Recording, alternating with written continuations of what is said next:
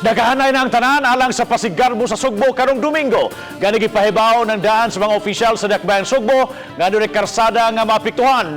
Labing pahimangno mga kantong moagi sa uptown area padung sa Cebu City Sports Complex. Alas 11 sa udto sirada ng Envele Street kay diha magpundo ang mga contingents magsugod ang street dancing alauna sa hapon gikan sa Kapitolyo padung ngadto Cebu City Sports Center din himuon ang ritual showdown sa alas 6 sa gabi. Hugot usab nga seguridad ang ipatuman sa kapulisan.